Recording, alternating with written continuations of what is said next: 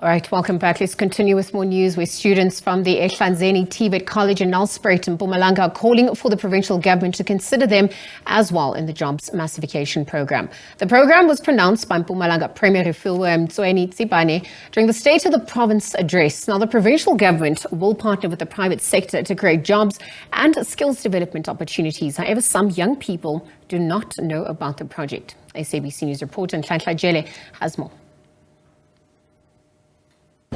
Good afternoon to you and to our viewers at home. Indeed, we are in Nelspruit, where earlier we saw the Mpumalanga Premier, Ms. Refilwe Mtshweni-Tsipane, signing a memorandum of understanding with various principals from different colleges around the province, just to ensure that at least 9,000 young people will be trained and employed once they are done with their studies. But to speak to us more on that program and other programs that the Premier, and the provincial government are embarking on to ensure young people are employed is the Premier herself. Ms. Mtshweni-Tsipane, thank you very much for your time and for joining us at the SABC. If you can just speak to us about the programs that you have, but rather start with this job massification initiative. No, thank you for having me.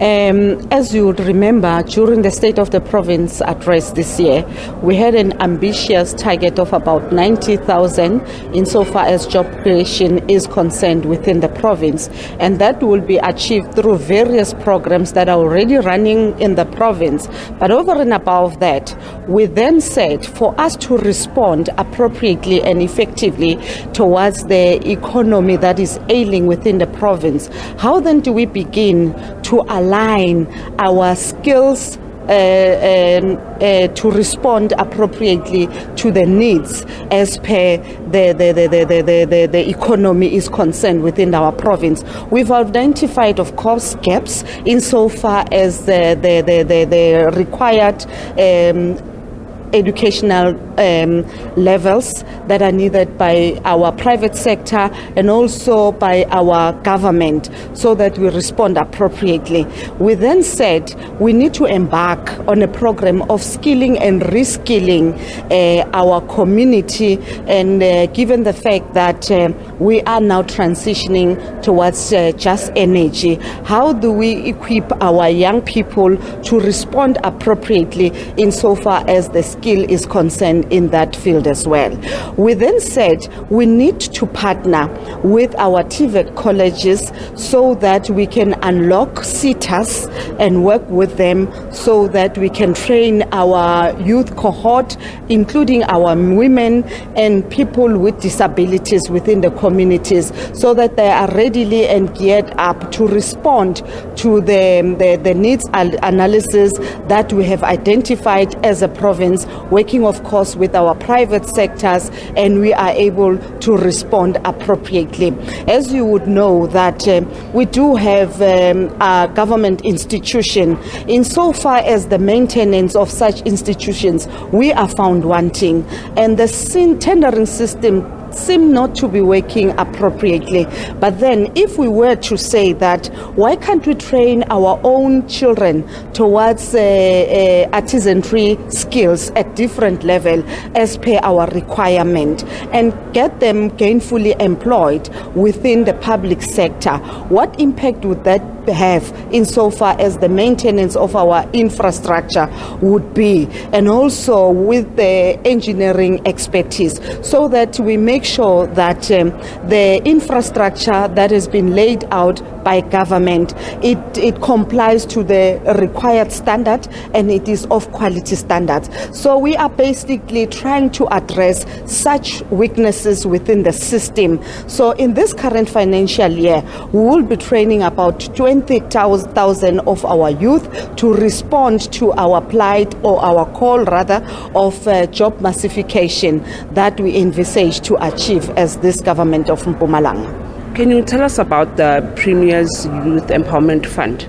Well, we do have the Premier's Youth Development Fund, where we are working very closely with the young people, women and children and people with disabilities, so that we afford them an opportunity to participate in the economic mainstream by being the employers of choice and by making sure that they develop and harness their businesses. We are not just funding that, but we are also making sure that we train them insofar as the management skills is concerned. And that program, I must say, is doing relatively well. It is achieving the desired outcomes. We are continuing in this current financial year. We would be appropriating yet another money to a tune of about 70 million or 90 million, if I'm not mistaken, to the deserving young aspirant business entrepreneurs within the province. And we're also delighted because we made a call to say that private sector come in, join hands with us as government so that we address the plight and the high rate of unemployment within our youth, and also the poverty baseline that we are experiencing as the province. And they've since come in, as you know, that ABSA has committed to contribute way above 100 million rand in this current financial year to join hands with the government in making sure that we develop those young aspirant businesses within the province. And of course, we are in discussions with Exaro. They are also interested, particularly targeting those that are interested to participate in the mining sector. Yes, we must indicate up to thus far we're doing so well insofar as that is concerned. It's not about developing young entrepreneurs, but also that will have sustainable businesses which will then ultimately create job opportunities amongst their peers. Thank you very much, Premier, for your time. That was Mpumalanga Premier, Ms. Refilwe Mtshweni-Tsipane, just basically telling us about the different programs they have for young people, including the Premier Youth Development Fund, which is set to give money to young businesses or young people or women even, and people with disabilities to make sure that they become employers of choice, as she has mentioned, within the province. And she also made mention of the fact that the Job Massification Initiative is set to train young people so that we move away from the tender system, instead train them and have them be the ones that are servicing infrastructure within the province. But for now, it's back to you in studio.